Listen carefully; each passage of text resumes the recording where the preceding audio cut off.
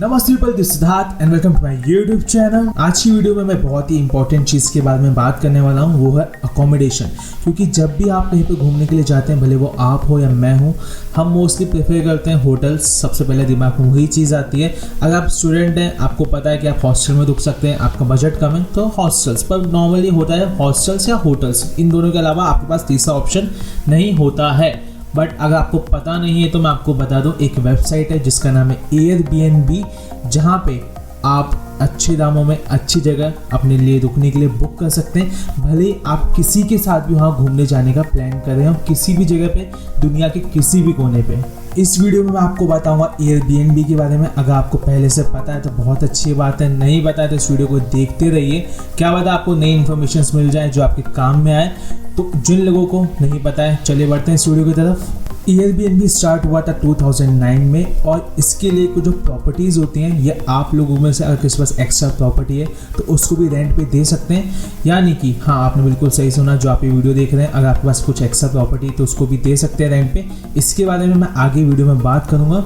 बहरहाल मैं बात कर लेता हूँ कि एयरबीएनबी काम कैसे करता है। एयरबीएनबी एक मार्केट प्लेस है जिसमें लोग अपना जो कमरा होता है, अपना जो घर होता है, किसी भी टाइप की प्रॉपर्टी आपके पास छोटे से लेकर बड़ी तक, उसको रेंट पे दे सकते हैं। इसके लिए एयरबीएनबी होस्ट यानी आप लोगों से जो रेंट पे अपना घर देता है उससे 3% कमीशन लेता है, और जो गेस्ट वहाँ पे रहने आते हैं जो वो अमाउंट पे करते हैं उसके लिए 6 से 12% के बीच में कमीशन लेता है। सो लोग इस वेबसाइट पे अपनी एक्स्ट्रा प्रॉपर्टीज़ या जो भी प्रॉपर्टीज़ है उसको रेंट पे देते हैं। अब ये प्रॉपर्टी को संभालने के लिए जो भी केयर टेकिंग होती है वो आपको खुद को करनी पड़ती है, या उसके लिए आप दूसरे इंतजाम कर सकते हैं। स्पेस आपकी होगी, कमीशन आपको मिलेगा, आपको रेंट पे कब देना है वो आप पे रहेगा। जिस दिन नहीं देना है कोई बात नहीं, कैसे देना है, क्यों देना है, किसको देना है, सारी चीज़ें आपके कंट्रोल में रहती हैं। अब बात कर लेते हैं एयरबीएनबी के बेनिफिट्स की। अगर मैं बेनिफिट्स की बात करूं एज ए गेस्ट, तो आप जब भी घूमने जाएंगे किसी भी जगह पे, मुझे लगता है होटल्स तो सबने बुक किए ही होंगे एक बार।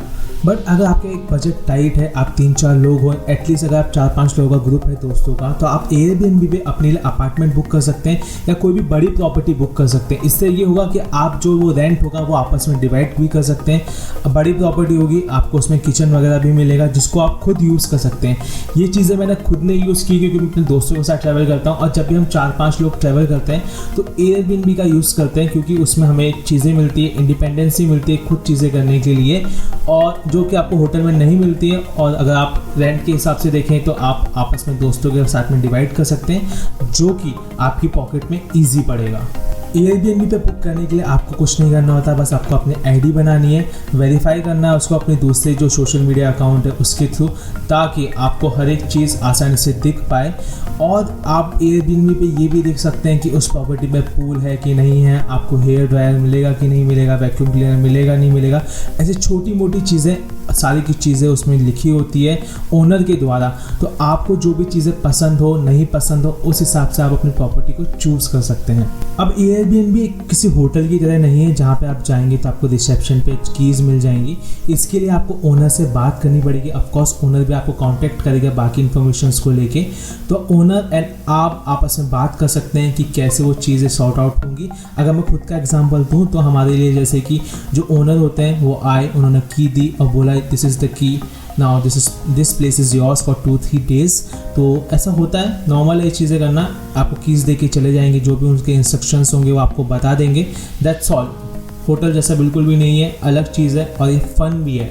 नाउ इम्पॉर्टेंट बात, क्या आप इन लोगों को ट्रस्ट कर सकते हैं? जी बिल्कुल। जो भी एयरबीएनबी पे अपने अकाउंट बनाता है एज ए होस्ट, जो कि ओनर बनना चाहता है किसी अपनी प्रॉपर्टी का एयरबीएनबी पे, उसको अपनी सारी इन्फॉर्मेशन एयरबीएनबी को देनी होती है। उसके बाद ही उनका अकाउंट ओपन होता है। तो आप जब भी अपनी बुकिंग करें आपको अच्छे अकाउंट्स मिलेंगे। प्लस अगर आपको शक है तो रिव्यूज़ पढ़ लीजिए। रिव्यूज़ एयरबीएनबी पे जितने भी आते हैं सब जेन्युइन आते हैं। फेक इज़ 0%, फेक कोई भी रिव्यू वहाँ पे नहीं दे सकता है। तो आप रिव्यूज़ पढ़िए, अपनी प्रॉपर्टी को बुक कीजिए, उस प्रॉपर्टी पे जाइए। और जो चीज़ ध्यान रखने वाली है वो है बुकिंग को लेके। जब आप बुकिंग करते हैं तो आपको अमाउंट पे करना पड़ता है ऑनलाइन। एक बार ऑनलाइन पे करने के बाद वो अमाउंट जो है वो डायरेक्ट होस्ट को नहीं जाता है, वो जाता है एयरबीएनबी के पास। और जब तक आप चेकआउट नहीं करते हैं, उस जगह से निकलते नहीं, तब तक वो अमाउंट होस्ट को नहीं पहुँचता है।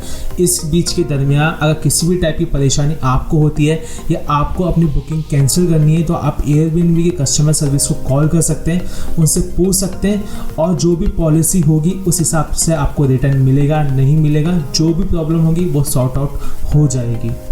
तो आप एयरबीएनबी पे होस्ट भी बन सकते हैं, गेस्ट भी बन सकते हैं, काफ़ी इजी प्रोसेस है। ये वीडियो एयरबीएनबी का कोई प्रमोशन वीडियो नहीं था, ना मुझे किसी भी टाइप के पैसे मिले इसको प्रमोट करने के लिए। मैंने सोचा क्यों नहीं लोगों को बताया जाए, क्योंकि लोग पहले भी होटल और हॉस्टल्स को जानते ही हैं। एयरबीएनबी के बारे में अगर इंडिया में लोग और भी जान लेंगे मेरे वीडियो के थ्रू तो अच्छा रहेगा। So this is the video about Airbnb, जहाँ पे मैंने आपको सारी इन्फॉर्मेशन दी रिगार्डिंग एयरबीएनबी। अगर आपको वीडियो काम का लगा हो इन्फॉर्मेटिव था तो इस वीडियो को शेयर करना, नीचे कमेंट करना। मिलता है अगले वीडियो में, तब तक के लिए बाय बाय।